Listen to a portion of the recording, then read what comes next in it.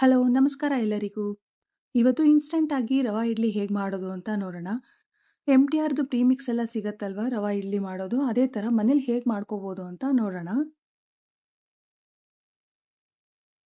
ಒಂದು ಪ್ಯಾನ್ನ ಬಿಸಿಗಿಟ್ಟು 2 table spoon ಅಷ್ಟು ತುಪ್ಪ ಹಾಕೋತಾ ಇದ್ದೀನಿ. ಎಣ್ಣೆ ಬೇಕಾದರೂ ಯೂಸ್ ಮಾಡ್ಬೋದು. 8 ಗೋಡಂಬಿ ಹಾಕ್ಕೊಂಡು ರೋಸ್ಟ್ ಮಾಡ್ಕೊಳ್ಳೋಣ. ಗೋಲ್ಡನ್ ಬ್ರೌನ್ ಆಗೋವರೆಗೂ ರೋಸ್ಟ್ ಮಾಡ್ಕೋಬೇಕು. ರೋಸ್ಟ್ ಆಗಿದೆ, ಸೈಡಿಗೆ ಎತ್ತಿಟ್ಕೊಳ್ಳೋಣ.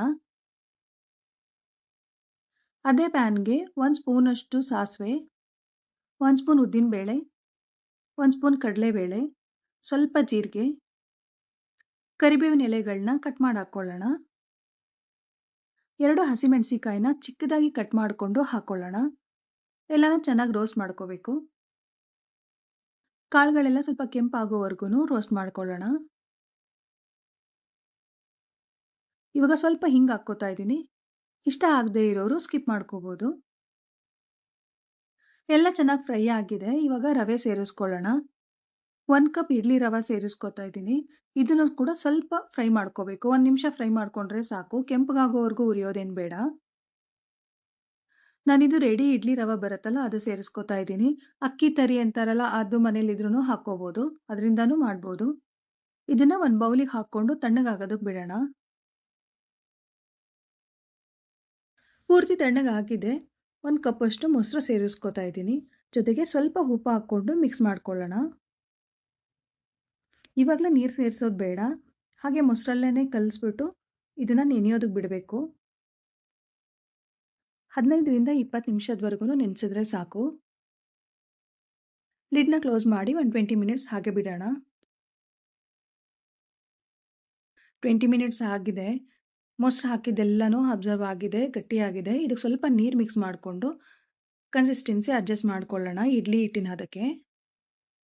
1 ಕಪ್ ರವೆಗೆ 1 ಕಪ್ ಮೊಸರು ಸಾಕಾಗುತ್ತೆ. ಇವಾಗೂ ಬೇಕಂದ್ರೆ ನೀವು ನೀರಿನ ಬದಲು ಸ್ವಲ್ಪ ಮೊಸರನ್ನೇ ಹಾಕಿ ಕಲಿಸ್ಕೋಬೋದು, ಟೇಸ್ಟ್ ಇನ್ನೂ ಚೆನ್ನಾಗಿರುತ್ತೆ.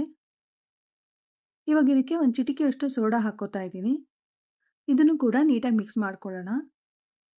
ಲಾಸ್ಟಲ್ಲಿ ಸ್ವಲ್ಪ ಕೊತ್ತಂಬರಿ ಸೊಪ್ಪು ಹಾಕ್ಕೊಂಡು ಮಿಕ್ಸ್ ಮಾಡ್ಕೊಳ್ಳೋಣ. ಕಾಳುಗಳು ಕೊತ್ತಂಬರಿ ಸೊಪ್ಪು ಹಾಕೋದೆಲ್ಲ ಇಷ್ಟ ಆಗಲ್ಲ ಅಂತಂದರೆ ಹಾಗೆ ಪ್ಲೇನಾಗೂ ಮಾಡ್ಕೋಬೋದು. ಈಗ ಇಡ್ಲಿ ಬ್ಯಾಟರ್ ರೆಡಿಯಾಗಿದೆ. ಎಣ್ಣೆ ಹಚ್ಚಿಟ್ಕೊಂಡಂಥ ಇಡ್ಲಿ ಪ್ಲೇಟ್ಗೆ ಹಾಕ್ಕೊಳ್ಳೋಣ.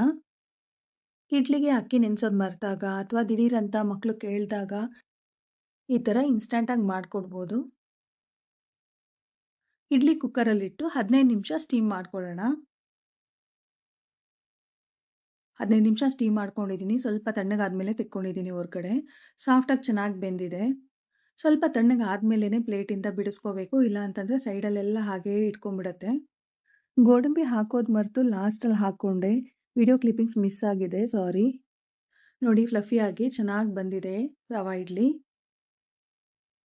ನೀವು ಮನೇಲಿ ಟ್ರೈ ಮಾಡಿ ಅಂತ ಹೇಳ್ತಾ ಮತ್ತೊಂದು ರೆಸಿಪಿಯೊಂದಿಗೆ ಸಿಗ್ತೀನಿ. Thank you.